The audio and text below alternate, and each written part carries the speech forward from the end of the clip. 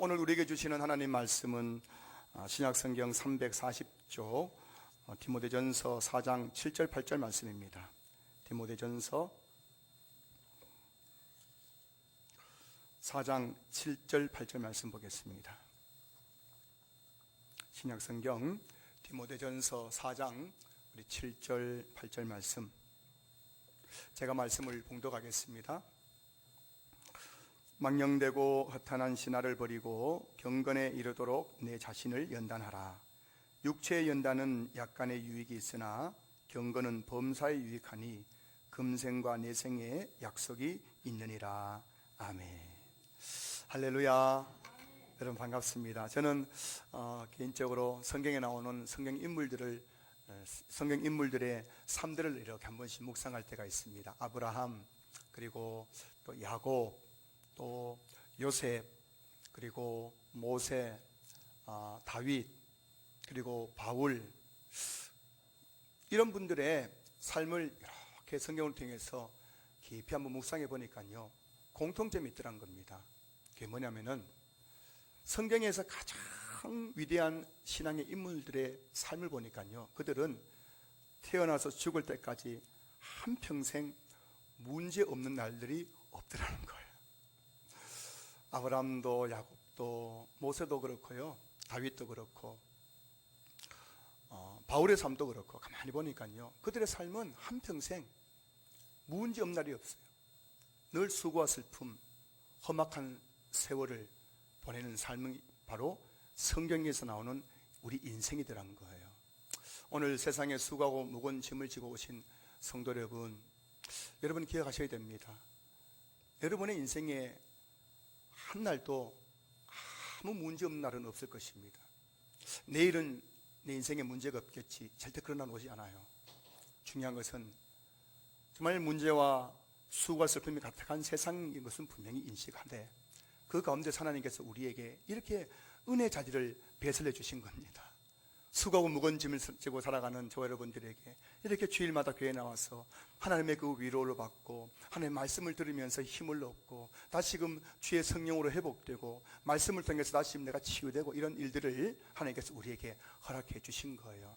그렇기 때문에 우리가 이 주일 예배가 중요하고, 정말 말씀이 중요하고, 기도가 중요한 것이죠. 여러분, 오늘 이 시간 여러분 기도 제목이 하나님 내 인생에 아무 문제 없게 해주십시오. 그 기도는 사실 정확하게 말하자면 바른 기도 아니에요. 하나님, 인생이 수고 슬픔뿐인 인생인데 내가 더욱더 주님 가까이 하고 주님 바라보면서 이 고난 많고 환난 많은 인생을 끝까지 믿음으로 승리하게 하여 주시옵소서.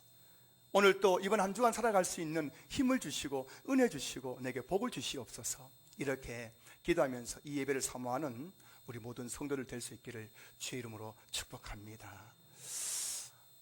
오늘 제가 여러분들 주보에 나의 신앙 점수라는 설문지를 나눠드렸는데 다 받으셨어요? 이렇게 한번 들어보십시오. 들어보세요.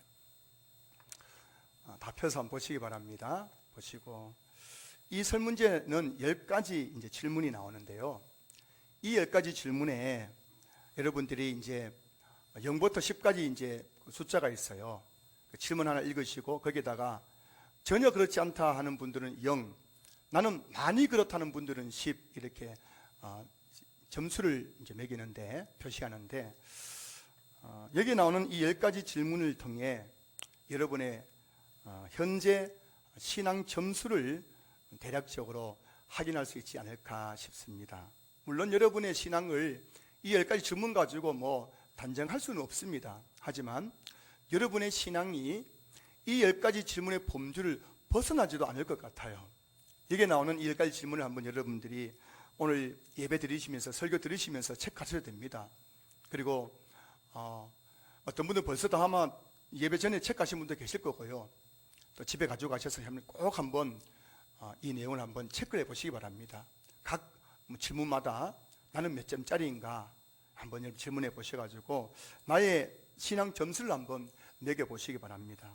학생들이 시험 점수를 통해서 자신의 실력을 또 다시 한번 점검하는 것처럼 우리 성도들은 한 번쯤 이렇게 나의 신앙 점수를 한번 체크하면서 내 신앙이 지금 어느 쯤 와 있는가, 나의 신앙은 몇 점짜리인가, 이렇게 한번 확인해 볼 필요가 있습니다. 왜냐하면 저와 여러분들이 장차 주님 앞에 섰을 때 예수님께서는 여러분의 신앙 점수를 반드시 계산할 날이 올 것이기 때문입니다. 마태복음 25장 19절 말씀 보시면 오랜 후에 그 종들의 주인이 돌아와 그들과 결산할세라고 되어 있어요. 오랜 후에 그 종들의 주인 예수님입니다. 예수님이 오랜 후에 돌아오신다는 겁니다. 예수님의 재림입니다. 예수님께서 재림하실 겁니다. 그 재림하실 때에 예수님은 그 종들, 우리 성도들과 뭘 하시느냐? 결산하시는 게, 결산이 뭐냐면은 회개 셈이란 뜻이군요. 셈을 한다는 거예요. 어떤 셈입니까? 내가 너에게 준 건강, 내가 너에게 준 시간, 내가 너에게 준 재능, 내가 너에게 준 직분, 내가 너에게 준 또 이 물질 그거 가지고 어떻게 사용했는지 하나하나 계산하신다는 거예요. 몇 점짜리인가 계산한다는 거예요. 그런 점에서 여러분, 신앙생활은 그냥 막연하게 그냥 교회만 왔다 갔다 하는 게 절대 아닙니다. 그냥 주일 되면 교회 와서 예배 드리고 돌아가고, 또 그냥 한 주간 동안 세상에 살아가고, 또 주일 되면 교회 예배 드리고, 이게 막연한 게 세상 아니에요. 학생들이 자신의 시험 점수를 앞에 놓고 내가 뭐가 부족한가, 내 부족한 과목, 부족한 부분을 또 열심히 노력해서 그 점수를 더 올려가는 것처럼 우리 성도들은 자신의 부족한 부분을 늘 이렇게 점검하면서 나의 신앙 점수를 자꾸만 높여가야 되는 겁니다. 이게 신앙생활이에요. 이거 다른 말로 하면은 그리스도의 경건생활입니다. 여러분, 신앙생활은 자기 성찰이 필요한 거예요. 내가 지금 바르게 신앙 살고 있는가? 내가 지금 하나님과 바른 관계를 맺고 있는가? 내가 정말 하나님께 받은 사명을 잘 감당하고 있는가? 이런 자기 성찰이 없이는 우리 믿음의 진보, 학생들 시험 성적처럼, 점수처럼 우리 신앙 점수가 절대로 높아질 수가 없다는 것이죠. 이 설문지는 여러분의 신앙 성적표와 같은 것입니다. 저는 학창 시절에 통지표 나눠준 날이 있었어요. 그래서 선생님이 최경은 네 하면 가서 탁 받아가지고, 또 거기 밑에 보면은 학부모 도장을 찍어 오는 부분이 있었어요. 그 통지표 받는 날 저 정말 집에 가기 싫었습니다. 공부 좀 잘하게 생겼지만은 저도 학창 시절에 좀 놀기도 했었거든요. 그래서 통지표 받는 날은 자꾸 집에 늦게 가게 되는 거예요. 왜냐하면 이거 집에 가면 아버지가 통지표 내놔라 하거든요. 그 내놓으면은 막 손이 떨리는 거예요. 또 뭐라고 야단치실까 싶어가지고 도장 받아야 되기 때문에. 여러분, 오늘 이 나의 신앙 점수, 이 설문지 이거 여러분 신앙 성적표인데 하나님 앞에 내드릴 때 손이 떨려요, 안 떨려요? 하나님, 여러분의 이 신앙 성적표 보시면서 못해하실까요? 아니면은 아이고 하고 가슴을 치실까요?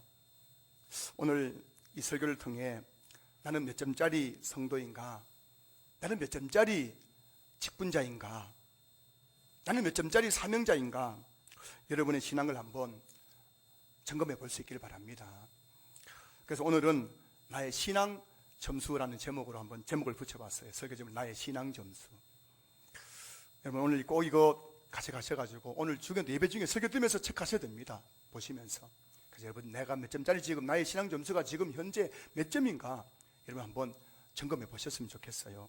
오늘 보면 7절 보시면은 망령되고 허탄한 신화를 버리고 경건에 이르도록 내 자신을 연단하라 하는 말씀이 나와요.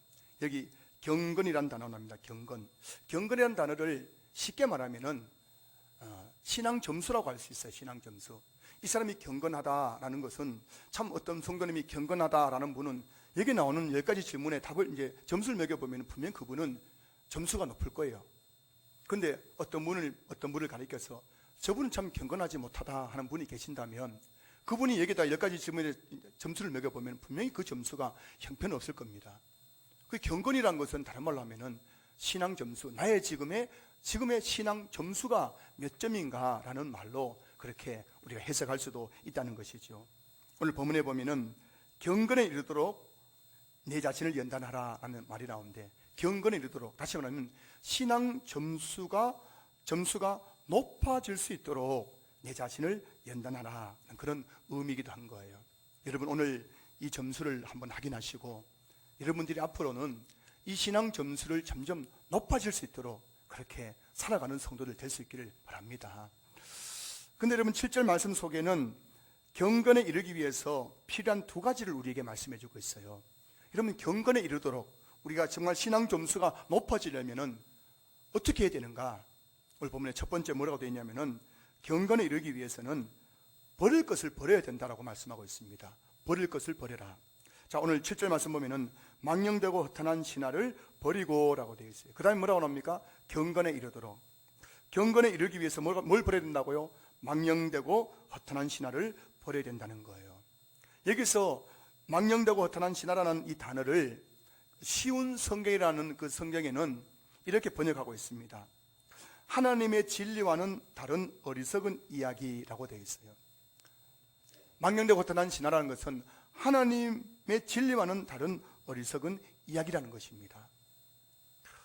디모데전서는 에베소 교회 담임 목회를 하고 있는 디모데에게 보낸 바울의 편지입니다. 당시 에베소 교회 안에는 하나님의 진리와는 다른 어리석은 이야기를 하는 거짓 교사들이 교모에 들어와서 그 성도들에게 잘못된 것을 가르치고 있었습니다. 하나님의 진리와는 상관없는 거예요. 성경과는 상관없는 겁니다. 망령되고 허탄한 신화와 같은 이야기, 전혀 성경하고는 상관없는 그런 어리석은 이야기를 막 성도들에게 가르침으로 말미암아 성도들이 혼란에 빠지고 바른 믿음에서 점점 떠나가는 그런 모습들이 교회 안에 일어나게 되더란 겁니다. 그런 모습을 보면서 이 바울이 그 디모데를 향하여서 바른 신앙을 위해서는, 경건한 신앙을 위해서 망령되고 허탄한 신화를 버려야 한다라고 디모데에게 고민하고 있습니다. 디모데 자신이 먼저 이런 하나님의 진리 외에 다른 어리석은 이야기를 하지 말라는 것이고, 또 성도들도 이런 망령되고 허탄한 신화, 하나님의 진리와는 상관없는 이런 다른 어리석은 이야기에 그들이 현혹되지 않도록 하라는 것입니다. 그래야만 성도들이 경건에 이를 수 있다는 거예요. 신앙이 점점 자라고 신앙 점수가 점점 좋아질 수 있다는 겁니다. 산성 여러분, 오늘날에도 가만히 보면 교회 안에 거짓 교사들이 있죠. 망령되고 허탄한 신화, 하나님의 진리와는 다른 어리석은 이야기를 하는 그런 거짓 교사들이 오늘 한국교회 안에 얼마나 많은지 모릅니다. 여러분 이걸 분별하시고 이런 거짓 교사들의 하나님의 진리 아닌 다른 이야기를, 어리석은 이야기를 여러분 버리셔야 됩니다. 그럼 이 시대에, 오늘 이 시대에 거짓 교사가 무엇이냐? 첫째는 유튜브입니다. 유튜브. 요즘 유튜브를 보면 정말 하나님의 진리와는 상관없는 어리석은 이야기하는 그런 설교들이 너무 많아요. 신앙 공부하는 목회자들도 이거 분별 못하면 그 빠져넘어가는 사람들 정말 많습니다. 저희 친한 목사님 중에도 유튜브 보다가 지금 생각이 해카닥 한 사람이 있어요. 목사도 여러분, 자꾸 어떤 한 사람의 유튜브 계속 보면 그 사람의 생각에 빠져가지고요, 바른 진리에서 벗어나게 되는 것을 저는 눈으로 직접 목격하고 있습니다. 그런데 여러분, 목사도 그런데 성도들이 이런 유튜브를 보면서 이게 진리인지 거짓인지 잘 분간할 수가 없습니다. 여러분 무시하는 게 아니에요. 그래서 유튜브 설교를 들으면서 잘못된 신앙에 빠지는 성도들이 요즘 점점 많아지고 있습니다. 이런 사람의 특징은 교회를 떠난다는 거예요. 나홀로 신앙생활을 한다는 거예요. 요즘 여러분 남녀노소 할 것 없이 대한민국 사람들이 유튜브에 빠져 있잖아요. 그 유튜브에 빠지는 이유가 뭐냐면은 유튜브라는 굉장히 자극적인 것을 계속 보여주는 거군요. 웬만해가지고는 사람들이 유튜브를 안 봅니다. 여러분 보세요. 여러분, 성도 여러분, 주일 예배 잘 들으셔야 됩니다. 이런 설교 들으면 그 설교 다 봐요, 안 봐요? 안 봅니다. 여러분, 말씀과 기도로 매일매일 말씀과 기도를 해야 됩니다. 말씀을 읽고 기도를 해야 됩니다. 이런 설교 하면 그거 들어요, 안 들어요? 절대 안 들어요. 저도 그런 거 설교 안 듣습니다. 여러분, 11조 생활 하셔야 됩니다. 그러면 여러분 속으로 또 저 목사 저 사꾼이네, 또 11조라 돈 헌금을 하네, 안 봅니다. 근데 여러분 보세요. 여러분 11조는 신약시대는 11조가 사라졌습니다. 11조 할 필요 없습니다 라고 하는 설교 나오면 들어요 안 들어요? 소개대가 듣습니다. 여러분 이제 더 이상 말씀 읽을 필요 없어요. 기도할 필요 없습니다. 왜 말씀 읽고 기도합니까? 이런 설교하면 여러분 들어요 안 들어요? 끝까지 듣습니다. 끝까지 듣습니다. 왜냐면 속깃하잖아요. 자극적인 거군요. 여러분 요즘 이 시대에 이런 자극적인 그런 이 유튜브가 너무 많아요. 그래서 이 유튜브를 자꾸 보면서요, 잘못된 성경관, 성경을 바르게 보지 못하는 겁니다. 잘못된 신앙관, 신앙이 그 아주 치우친 신앙을 하게 되는 거예요. 잘못된 교회관, 한국교회를 삐딱하게 보기 시작한 이런 설교하는 유튜브 설교들이 너무 많거든요. 그래서 여러분, 저는 여러분들이 가급적이면 우리 신앙교 성도님들이 오늘날의 이 거짓 교사가 어디 있느냐? 유튜브 안에 있는 거예요. 그래서 저는 우리 신앙교 성도님 가급적이면 유튜브를 많이 안 보셨으면 좋겠어요. 여러분들이 유튜브를 보면 볼수록 분명한 사실은 여러분들의 신앙에 득이 되기보다는 실이 되는 것이 훨씬 더 많을 겁니다. 여러분 제 이야기를 여러분 지금은 긴가미가 할지 모르지만 여러분 시간 지나면 느낄 거예요. 오늘날의 모든 이 거짓 사탄이 을통해서 우리를 성도들을 지금 공격하고 있느냐? 유튜브를 통해 공격하고 있는 거예요. 거짓된 것, 하나님의 진리와는 상관없는 다른 어리석은 이야기를 통해 성도들이 그렇게 속깃해가지고 잘못된 신앙관, 잘못된 교회관, 잘못된 수행관에 빠져가지고 목사가 아무리 말해도 듣지 않는 거예요. 지금 이 거짓 교사를 버려야 됩니다. 여러분들이 할 수만 있다면 유튜브를 다 버릴 수 있기를 주님으로 축복합니다. 저도요 지금 사람인지라 지금 제가 스마트폰 쓰는데 저희 스마트폰 버리고 이제 3G 이제 이거 효도폰 좀 하려고 해요. 이 스마트폰은 저의 목회에 아무 도움이 안 되거든요. 제가 가져온 이유는 한 가지 뭐냐면 여러분들에게 카톡 보내기 위해서 하는데요. 카톡 오니까는 답을 줘야 되기 때문에 하고 있는데 제가 그냥 교회 컴퓨터에 카톡이 되기 때문에 그걸 하고 이제 스마트폰 제가 지금 버리려고 하는데 언제 버릴지 모르겠는데 한번 여러분들 한 유심히 보십시오. 제 무슨 폰을 쓰고 있는지. 이거 가지고 있으면 아마 목회 망할 것 같아요. 유튜브에 얼마나 지금 잘못된 게 많은지. 두 번째 오늘날 거짓 교사가 뭐냐면은 불건전한 은사주의자입니다. 지금 한국교회 여러분 교회 밖에 나가면 불건전한 은사주의자 정말 많습니다. 내 불 받았다고, 내 은사 받았다고, 내 그 예언을 한다고, 환상을 본다고, 꿈을 해석해 준다. 이런 사람들 정말 많습니다, 여러분.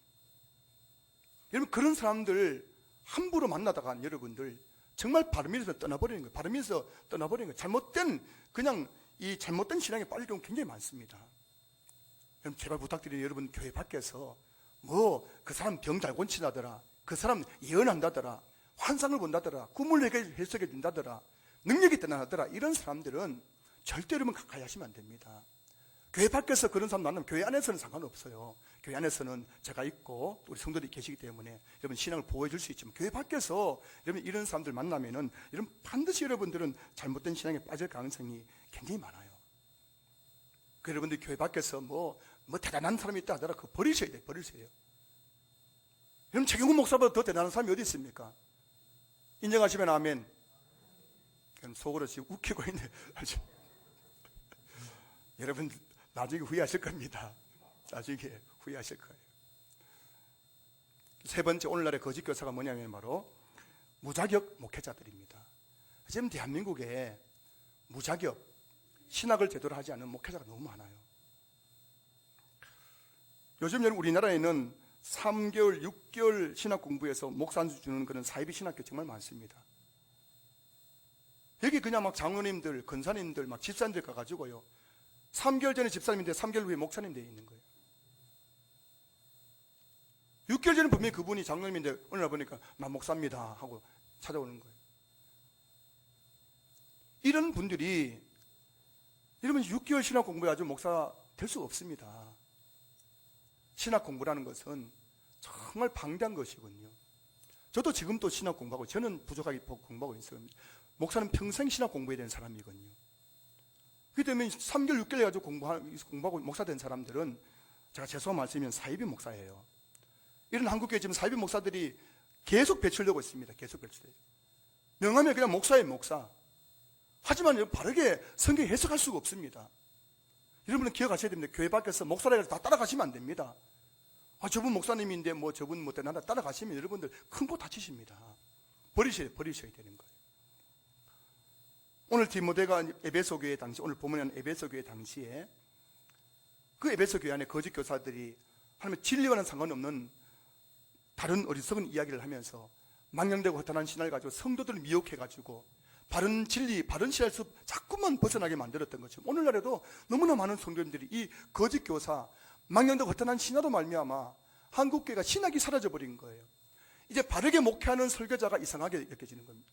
여러분, 제 설교 들으면서 목사가 설교 저렇게 하지 싶은 분은 분명합니다. 여러분, 그거는 지금 여러분들이 지금 잘못된 설교 들었다고 제가 말씀드리는, 제가 설교 잘한다는 게 아니에요. 우리 신앙교회는 개혁주의 신학, 성경 60절 그대로 100% 하나님의 말씀을 믿는 그런 신학교에서 공부한 목사가 설교하고 있는 거예요. 성경 중심으로. 여러분, 이걸 아셔야 됩니다. 여러분들이 정말 경건에 이르기 위해, 여러분 경건 생활을 잘 하시려면 유튜브를 버리셔야 돼요. 불건전한 은사주의하고 가까이 하시면 안 됩니다. 여러분, 자격 없는 목회자들 만나가지고 거기서 그 사람들하고 막 말씀 듣고 아멘 아멘 하고 하시면 안 됩니다. 버리셔야 되는 거예요. 여러분이 교회 안에서 이 바른 말씀을 듣고 여기서 교회 바른 목회 지도를 받으면서 신앙생활을 해야 여러분들이 경건에 이룰 수 있다는 사실을 기억할 수 있기를 주님으로 축복합니다. 다음으로 여러분, 경건에 이르기 위해서는 훈련을 받아야 됩니다. 오늘 본문 7절 보세요. 7절 하반절 보시면은 경건에 이르도록 내 자신을 연단하라 라고 말씀하고 있습니다. 여기서 연단하라는 이 단어가, 연단이라는 단어는 그 헬라 의미가 뭐냐면 연습, 훈련이라는 뜻이 있습니다. 그 오늘 본문에 보면 경건에 이르도록 내 자신을 연습하라, 훈련하라는 거예요. 경건이란 뭐냐면은 훈련이란 거예요. 훈련. 여기서 연단이란 이 단어라는 이 연단이란 이 단어, 헬라 단어에서 지금 영어 성경, 영어 단어, 그 체육관을 의미하는 짐나지움이 나왔습니다. 연단하라는 이런 헬라 단어에서 짐나지움, 체육관이라는 뜻이거든요. 영어로요. 이 단어가 나온 거예요. 무슨 말이냐면은 운동선수들이 체육관에서 열심히 운동해서 체력을 염화하는 것처럼 성도들이 뭐라고요? 경건에 이르기 위해서 뭐 이러라고요? 체육관 같이서 운동하는 선수처럼 열심히 연습하고 훈련을 받아야 된다는 거예요. 경건이란 그냥 이루어지는 것이 아닙니다. 여러분들이 교회 20년, 30년 주일 예배 잘 들으면 내가 경건해지겠다, 질 거라, 아니, 그렇지 않습니다. 주일 예배는 여러분 최소한의 양식을 먹는 것과 불과한 겁니다.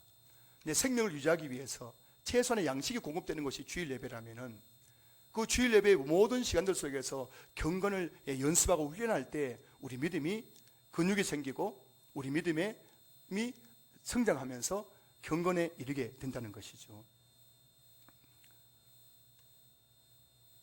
오늘 여러분에게 나눠드린 나의 신앙 점수 이 설문지에 여러분들이 정말 솔직하게 한번 점수를 한번 매겨보시기 바랍니다. 1번에 보시면은 주일 예배를 비롯한 공적 예배, 주일 오후, 새벽, 수요, 금요 기도에 참석하고 있다. 여기다 여러분들이 전혀 안 하신 분들은 0, 다 참석하신 분은 10, 이렇게 한번 점수를 매겨보십시오. 여러분의 신앙 점수는 몇 점입니까? 현재입니다. 현재. 여러분의 신앙 점수를 점점 높이려면은, 점점 경건해지려면은 여러분이 해야 될 일은 뭐냐면은 훈련을 받는 거예요. 훈련. 8절 보시면은 육체 연단은 약간의 유익이 있으나 라고 되어 있는데, 이 연단이라는 단어가 연습, 훈련을 했지 않습니까? 다시 말하면 육체 연습, 육체 훈련은 약간의 유익이 있다는 거예요. 여러분, 육체 훈련을 해도 몸에 막 근육이 생기고, 저희 아이들도 최근에 며칠 운동하다니면 저보고 아빠 이게 근육이 생겼어라고 하더라고요. 며칠 육체 훈련을 해도 여러분 근육이 생기고 복근이 생기고 막 살이 빠지고 꽃미남이 되고 꽃미녀가 되고 막 이런 일이 일어나지 않습니까? 요즘 영국 프로축구 프리미어 리그에서 활약하고 있는 손흥민 선수를 아실 겁니다. 들어보셨죠? 손흥민. 이 손흥민 선수 지금 몸값이 얼마인가 하니까요, 지금 현재 1200억이랍니다. 1200억. 얼마라고요? 여러분 억소리 나는 이야기도 별로 감동을 안 해요. 너무 돈이 많으셔 그러면. 1200억인데 무슨 말이냐면은 이 손흥민 선수를 우리 팀으로 데려오려면은 1200억 내놓고 데려와야 된다는 거예요. 몸값이 그만한 겁니다.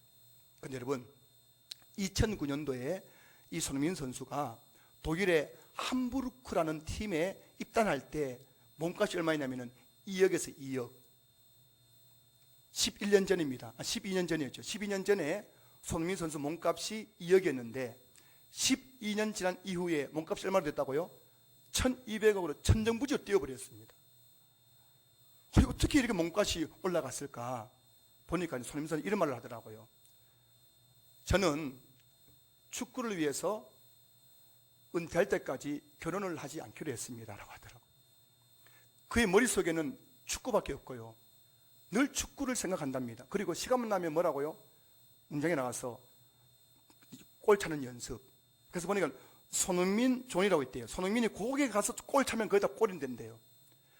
거기서 400번, 500번 계속해서 골 연습하는 거예요. 여기서 이렇게 탁 차가지고 골이 휙 해가지고 골문에 통과하도록 계속해서 연습한다는 겁니다. 지금도요. 그 뛰어난 선수가, 세계적인 선수가 지금도 한번 연습할 때 400번, 500번씩 계속해서 골 차는 연습을 하고 있는 거예요. 2억짜리 선수가 12년 만에 1200억이 된 이유는 한 가지예요. 육체 연습도 약간의 유익이 있나니 연습의 결과인 거예요. 연습의 결과. 여러분 한 달 월급이 얼마세요? 죄송합니다. 여러분 월급 물어 죄송합니다. 근데 손흥민 선수 한 주에 받는 주급이 2억 1천만 원이래요. 여러분 한 달 월급 얼마시라고요? 손흥민은 한 주 일주일에 경기 한 번 뛰고 나서 받는 돈이 얼마라고요? 2억 천인데 이제 아마 조금 있으면은 한 주에 받는 주급이 3억이 된대요. 3억이 된대요.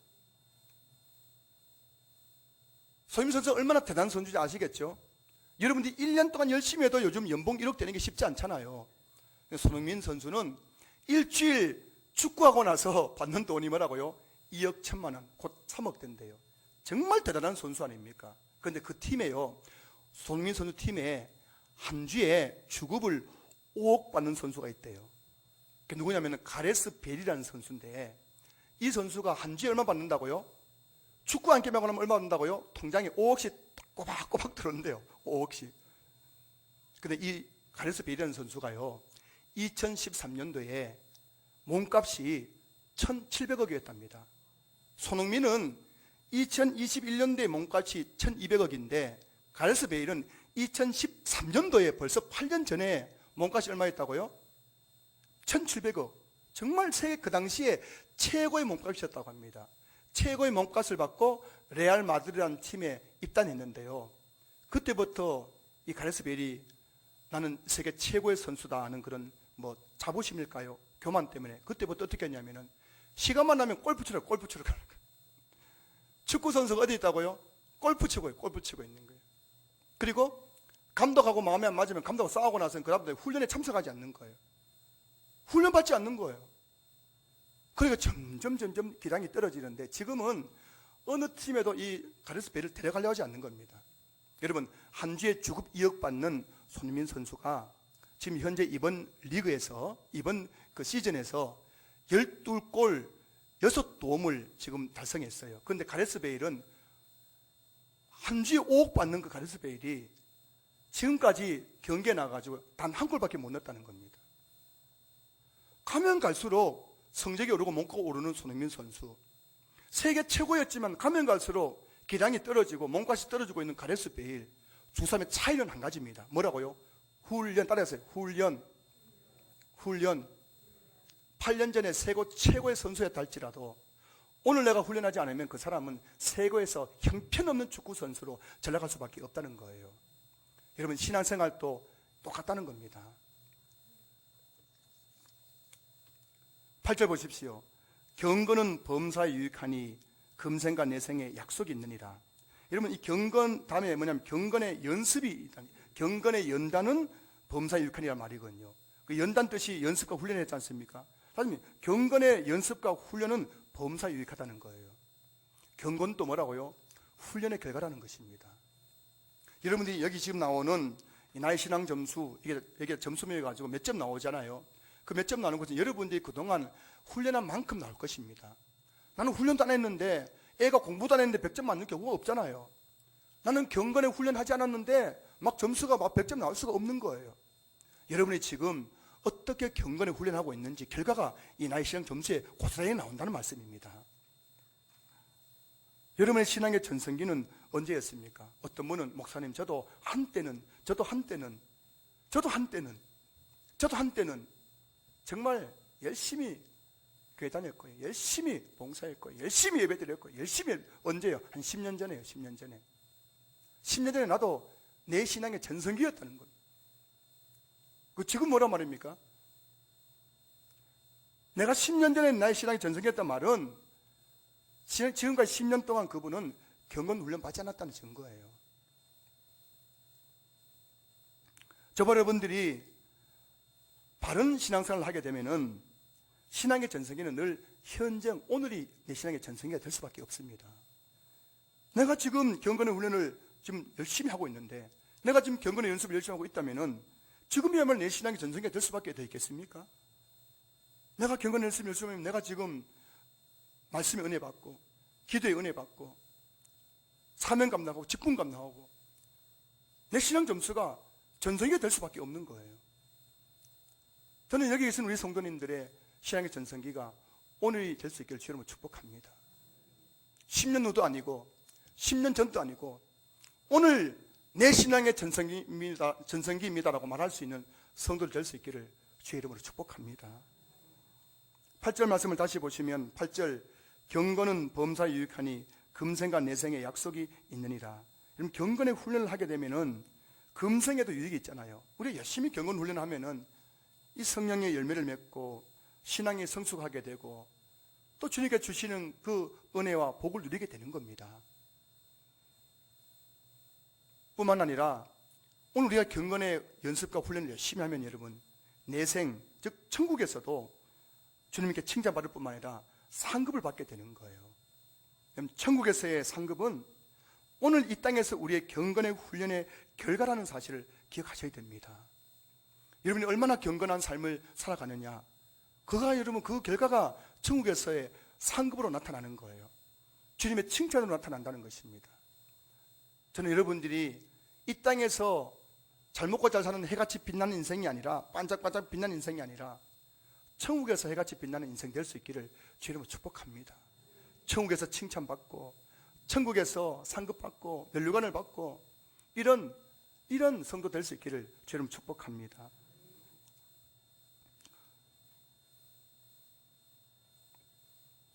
학생이 공부를 잘하려면은 교재가 필요하죠. 교재, 국어책, 영어책, 수학책. 이와 같이 여러분 경건 훈련을 하기 위해서도 책이 필요합니다. 어떤 책인지 압니까? 경건 훈련을 위해서 필요한 경건 훈련하는 책이 어떤 책인지 아세요, 여러분? 이거 기억하셔야 돼요. 대부분 모릅니다. 여러분이 경건 훈련하기 위해서 책을 2권 주셨는데 하나님께서 그 책이 뭐냐면은 디모데전서 4장 5절 말씀 오늘 본문 바로 앞에 나옵니다. 뭐냐면은 하나님의 말씀과 기도로 거룩하여짐이라. 이 거룩이 바로 경건이라는 단어거든요. 경건입니다. 여러분 우리가 경건해지기 위해서 주신 2가지 책이 뭐라고요? 한 거는 뭐라고요? 하나님의 말씀이라는 책, 한 거는 뭐라고요? 기도라는 책이에요. 여러분이 정말 경건해지시려면 나의 신앙 점수를 점점 높여가시려면 여러분들이 2가지 책을 하나님께 받아야 됩니다. 한 책은 뭐라고요? 하나님의 말씀이라는 책, 또 한 거는 뭐라고요? 기도라는 책입니다. 하나님의 말씀과 기도를 통해서 우리는 경건해지는 거예요. 다른 것으로는 경건해질 수가 없습니다, 여러분. 여러분 세상 학문 박사기 받더라도 경건해지는 것이 아니에요. 정말 여러분이 경건해지려면 말씀과 기도라는 이 책을 가지고 계속해서 훈련을 하셔야 됩니다. 언제까지요? 죽을 때까지입니다. 기독교 역사상 위대한 신앙의 사람들은 하나같이 말씀과 기도로 훈련된 사람들입니다. 하나님은 아무나 쓰실 수 있습니다. 베드로도 쓰실 수 있고요. 기생 라합도 쓰실 수 있습니다. 하지만 하나님은 아무나 안 쓰십니다. 누구나 쓰실 수 있지만 하나님은 말씀과 기도 훈련되지 않는 사람은 절대 쓰신 적이 없는 거예요. 여러분이 한 시대를 살아가면서 이 모양 저 모양으로 주의 손에 붙들려 쓰임 받으려면 여러분들이 뭘 해야 되느냐? 다른 게 아니라 말씀과 기도로 훈련을 받으셔야 됩니다. 그 길이 쉽지는 않을 겁니다.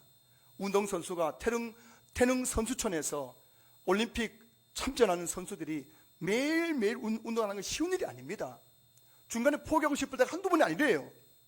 하지만 그들이 인내하면서 끝까지 그 훈련에 임했을 때 결국에는 올림픽에 나가서 금메달을 따는 것처럼 여러분들이 정말 주의 손에 붙들려서 쓰임받은 인생 되려면 매일매일 반복적이고 그것이 지루할 수 있고 또는 재미가 없을 수 있지만 말씀과 기도라는 훈련을 받으셔야 되는 겁니다.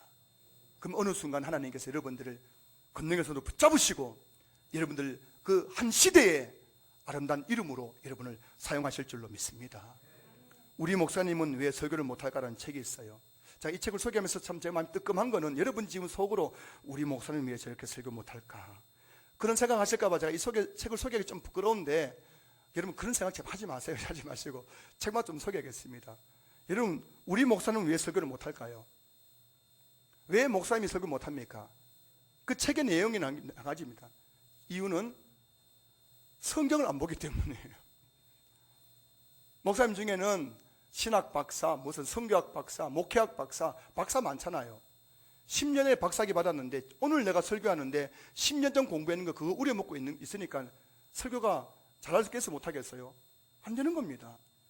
제 아무리 목회학 박사, 신약 박사, 구약 박사라 하더라도 오늘 나에게 주시는 하나님의 말씀으로 내 심령이 뜨거워지지 않으면은 절대 그 말씀 가지고 성도들에게 울림을 줄 수 있는 설교할 수가 없다는 거예요. 비록 박사지만은 매일매일 삶 속에 말씀을 가까이 하고 그 말씀을 연구하지 않으면은 좋은 설교자가 될 수 없는 거예요.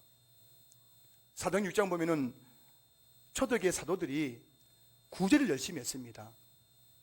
그들이 구제를 열심히 했는데 얼마나 귀합니까? 사도들이 12명 아닙니까? 12사도가 초대교회 성도들에게 구제를 열심히 했고 구제 신방을 열심히 했습니다. 그런데 신방 열심히 하면 할수록 교회 가운데 성도들의 원성이 막 자자해지는 거예요. 원성이 막 들끓는 겁니다. 원망하는 소리. 아니 우리가 이렇게 열심히 성도들 신방하고 성도들을 구제하는데 왜 이렇게 성도들이 원망할까? 그때 그들이 깨달았습니다. 사도행전 6장 2절입니다. 12사도가 모든 제자를 불러 이르되 우리가 하나님의 말씀을 제쳐놓고 접대를 일삼는 것이 마땅하지 아니하니. 왜 이렇게 여러분 교회 가운데 원망이 많은 겁니까? 사도가 말씀을 제쳐놓고 말씀 보지 않기 때문이었어요. 그래서 어떻게 했습니까? 초대교회에 구제 일을 할 수 있는 7집사를 세워서 그들에게 구제 일을 맡긴 거예요. 우리 신한교회에 집사님, 권사님, 장로님 계시잖아요. 여러분들에게 구제 일을 하라고, 교회 일을 하라고 그 직분 맡기신 줄 여러분 믿을 수 있길 여러분 축복합니다. 이 교회, 우리 교회 건물 굉장히 큰 겁니다, 여러분. 대형교회 다녔던 분들은 우리 교회 작게 볼지 모르지만 저 여러분 노예 가면 저희 동기 목사들이 우스갯소리 저보고 대형교회 목사래요. 대형교회. 저보고 대형교회 목사랍니다. 건물 보고 그 건물 보면서 그렇게 침을 질질 흘려요. 이 건물 관리하는 거 여러분 정말 쉽지 않습니다. 여러분들이 이 교회를 섬기고 봉사하고 관리하라고 여러분 직분 맡긴 줄 믿으시기 바랍니다. 그래서 여러분이 7집사를 세워서 구제를 맡기고 사도들이 뭘 했느냐? 오로지 기도하는 일과 말씀 사역에 힘을 썼던 거예요. 아무리 사도들이지만 3년 동안 예수님에게 말씀을 직접 들었지만은 그건 3년 전 이야기잖아요. 3년 전에 들은 이야기 가지고 오늘 어떻게 내가 그 말씀을 우려먹을 수 있겠습니까? 오늘 내가 그 말씀을 묵상하고 그 말씀을 주의 음성을 들어야 성도들에게 말씀을 전할 수 있을 거 아닙니까? 이렇게 사도들이 기도하는 일과 말씀 사역에 힘을 주니까 어떤 일이 생겼어요? 사도행 6장 7절 말씀 보시면은 하나님의 말씀이 점점 왕성하여 예루살렘에 있는 제자의 수가 더 심히 많아지고 허다한 제사장의 무리도 이 도에 복종하니라. 여러분 여기 답이 나오는 게 있다. 사도들이 말씀과 기도에 힘을 쓰면서 성도들에게 말씀과 기도의 훈련을 시켰다는 거예요. 자기들만 그런 것이 아니라 12사도가 오로지 전심으로 말씀 사역과 기도에 힘을 쓰면서 성도들 한 사람 한 사람들을, 그 교회에 있는 7 집사들, 그리고 거기에 있는 성도들, 직분자들에게 말씀과 기도의 훈련을 계속 시켰더니 어떻게 됐다고요? 하나님의 말씀이 뭐라고요? 하나님의 말씀이 점점 왕성하여 예루살렘에 있는 제자의 수가 더 심히 많아지고, 초대교도 그렇고 지금도 마찬가지입니다. 좋은 교회, 건강한 교회, 은혜로운 교회의 특징은 말씀과 기도로 훈련된 성도가 많은 교회입니다. 직분자 많은 교회 있습니다. 제가 사역하는 교회 중에는 교인들 중에서, 여자 성도 중에서 절반이 권사님이에요.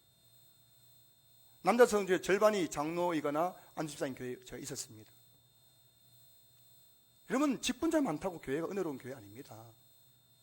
말씀과 기도로 훈련된 성도가 많은 교회가 좋은 교회, 건강한 교회, 은혜로운 교회라는 걸 아셔야 되는 거예요.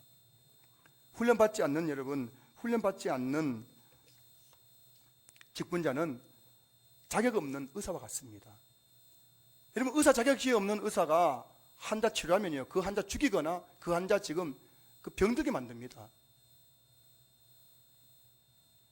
훈련받지 않는 직분자가 교회에 생기면 그 교회는 영적으로 죽게 되는 거예요. 모든 성도들이 훈련을 받아야겠지만 무엇보다 집사님, 권사님, 장로님이라는 불리는 재직들이 훈련받지 않으면 그 교회는 여러분 영적으로 정말 죽습니다. 죽어요. 훈련되지 않고 교회 생겨 보십시오. 맨날 그냥 원망밖에 안 나는 거예요. 디모데전서 1장 12절 말씀 보시면은, 나를 능하게 하신 그리스도 예수 우리 주께 내가 감사함은 나를 충성되이 여겨 내게 직분을 맡기심이니. 하나님께서 여러분을 충성되이 여겨서 우리 직분 맡기셨잖아요. 우리 모두에게는 성도라는 직분을 맡기셨고, 저에게는 목사라는 직분을 맡기셨고, 어떤 분들에게는 집사라는 직분을, 어떤 분들에게는 권사라는 직분을 맡기셨지 않습니까? 그런데 직분 받는 것이 중요한 게 아니라 그 직분을 잘 감당하는 직분자 되는 것이 더 중요하지 않겠습니까? 집사님 소리 듣는 것이 중요한 것이 아니라 집사다운 집사님 되는 것이 더 중요하지 않겠어요? 권사님 소리 듣는 것보다 정말 권사다운 권사님 되는 것이 더 중요하지 않겠습니까? 집사다운 집사, 권사다운 집사 어떻게 만들어집니까? 훈련입니다. 훈련. 하나님의 말씀과 기도로 훈련 받아야 진짜 집사다운 집사, 저분은 진짜 집사야, 저분 진짜 권사야, 이런 소리 듣는 거예요. 그래서 2021년 신앙교회 모든 성도님들은 경건의 훈련에 힘쓰는 한 해가 될 수 있기를 바랍니다. 여러분, 오늘 정말 여러분 이거 한번 체크해 보시죠. 개인적으로 정직하게 한번 여기에 답을 달아보세요. 이게 여러분의 신앙의 현주소입니다. 여러분 신앙의 성적표입니다. 경건 훈련을 힘쓰면 분명히 이 점수가 올라갈 거예요. 높아질 겁니다. 먼저 여러분 기도 훈련을 해야 됩니다. 그래서 제가 말씀드렸죠. 경건을 위해서 주신 2가지 책이 뭐라고요? 말씀이란 책과 뭐라고요? 기도란 책이에요. 우리 신앙교회 성도님들은 우리 교회에 있는 기도회에, 새벽 기도회에, 또 평일 저녁 기도회에, 수요 저녁 예배에, 금요 기도회에, 이런 기도회에 한 번 이상은 참석하셔야 됩니다. 왜냐고요? 기도는 경건의 훈련이기 때문이에요. 운동선수가 여러분 오늘 운동하고 내일은 귀찮아서 안 하고 하면은 절대 그 운동에 진보가 없습니다. 꾸준하게 해야 그 선수가 여러분 실력이 향상되는 겁니다. 손흥민 선수는 여러분 경기 어느 날에도 혼자 운동한대요. 손흥민 선수 같은 선수가 뭐 오늘 휴가라고 쉬어버리고, 오늘 비 온다고 운동 안 하고, 내일 눈 온다고 운동 안 하고 이래버리면은 기량이 하루사이에 뚝 떨어지는 거예요. 하루에도 400분, 500분 똑같은 곳에서 골을 계속 차는 거예요. 그렇게 프로 선수가요. 뭐가 아쉬워서 그래야겠습니까? 이런 훈련 없이는 성장이 없기 때문인 거예요. 여러분 중에 집에서 혼자 나는 기도하는데요, 여러분 제가 안 봐도 압니다. 기분 좋을 때 하다가 기분 안 좋으면 안 하고 때려 치워버리고, 오늘은 뭐 무릎 아프다고 때려 치워버리고, 오늘 눈이 온다고 때려 치워버리고, 일주일에 한 번 기도해가지고 안 되는 거예요, 여러분. 매일매일 기도는 훈련이기 때문에 매일매일 교회에 나와서 눈이 오나 비가 오나 뭐 잠이 오나 피곤하나 아프나 와주고 계속 그 자리를 지킬 때 경건의 훈련이 되는 거예요. 여러분들이 거듭 부탁드립니다. 누구 쫓아가고 하는 겁니까? 여러분들이 정말 경건에 이르기 위해서는 기도 훈련 받으셔야 됩니다. 기도책을 꺼내가지고 기도책 가지고 매일매일 기도하셔야 돼요. 그래 여러분들이 점점 경건한 그리스도인이 될 수 있는 겁니다. 그리고 우리 교회 성도님들을 특별히 재직들은 말씀 훈련을 받아야 합니다. 사실 여러분 중에 주일 예배 외에는 교회에 나오지 못하는 분들이 많이 계십니다. 그런데 여러분 주일 예배 가지고는 경건 훈련이 될 수 없습니다. 주일 예배는 내 신앙을 겨우 버틸 수 있는 양식을 공급받는 것이 주일 예배거든요. 주일 예배만 10년 20년 들여가지고는 믿음이 자랄 수 없어요. 경건해질 수 없습니다. 물론 이런저런 사정이 있으시겠지만 하나님께서 여러분을 충성되이 여겨서 직분을 맡겼다는 사실을 기억하셔야 됩니다. 하나님께서 금보다 귀한 직분을 내게 맡기신 거예요. 그때에는 그 직분 감당할 수 있는 시간, 믿음, 환경, 여건 되기 때문에 직분 맡긴 겁니다. 여러분 기억하셔야 됩니다. 여러분 직분을 사람이 줍니까? 하나님이 주십니까?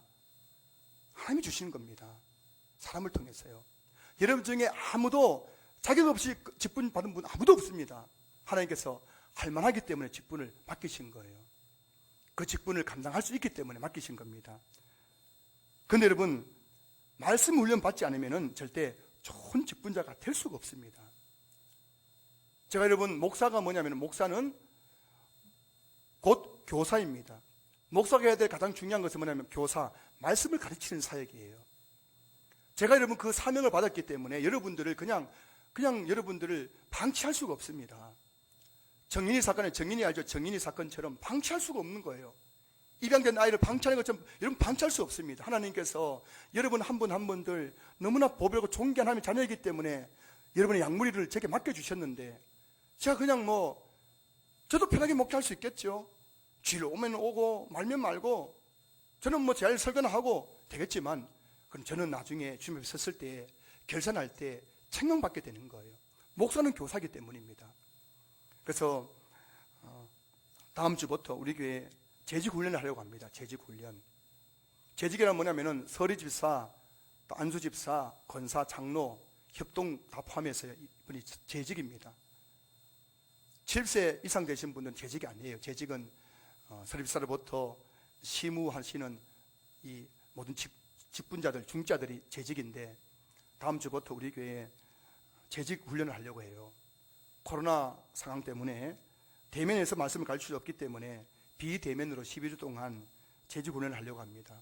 집사가 뭔지 알아야 집사답게 교회를 섬기죠. 그럼 권사가 뭔지 알아야 권사답게 교회 섬길 거 아닙니까? 안수 집사가 못하는 직분인지 알아야 안수 집사 할 거 아닙니까? 집사가 뭔지 모르는데 권사가 뭐 하는지도 모르는데 여러분 어떻게 좋은 권사님이 될 수 있겠어요? 그래서 12주 동안 비대면으로 재직 훈련하는데 다음 주부터 재직들에게 강연을 제가 배부할 겁니다. A4지로 강연을 배부하고 이 강연 가지고 제가 강의한 내용들을 녹음해가지고 카톡방에 올릴 겁니다.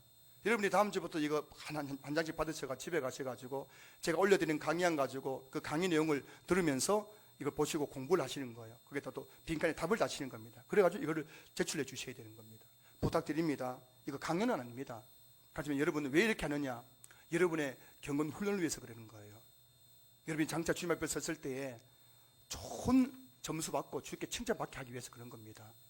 여러분들 우리 재직들은 다음 주부터 서리 집사님 또 안주 집사님, 권사님 되시는 분들은 다음 주부터 꼭 이걸 가져가셔가지고 재직 훈련 그 강연을 가져가셔가지고 일주일 동안 여러분 공부 열심히 하시고 10일 동안 공부 잘 하실 수 있기 바랍니다. 이 훈련 잘 받으시면 여러분들이 권사가 이런 직분이구나, 장로가 이런 직분이구나, 집사는 이러려 하는 거구나, 교회란 이런 곳이구나, 내가 이런 마음으로 교회를 섬기겠구나, 이걸 알게 되실 겁니다. 그렇게 배워가 훈련받고 나서 여러분 교회 섬기면은 한결 여러분들의 신앙에 도움이 될 것입니다. 한결 우리 교회가 은혜로운 교회로 세워가게 될 것입니다. 여러분 한번 마지막으로 여쭙습니다. 여러분은 좋은 집사님 되고 싶으세요? 여러분 좋은 권사님들, 여러분 좋은 권사님 되고 싶으세요? 여러분 좋은 성도님 되고 싶습니까? 그러면 방법은 한 가지밖에 없습니다. 따라하세요. 훈련, 훈련, 훈련, 말씀 훈련, 기도 훈련, 이 두 가지밖에 없는 거예요. 그래 여러분들이 거룩해지는 겁니다. 경건해지는 거예요. 신앙 점수가 높아지는 겁니다. 말씀을 마무리합니다. 여러분의 신앙 점수가 몇 점인지 저인데 말씀하지 말고 하나님께 말씀드리세요.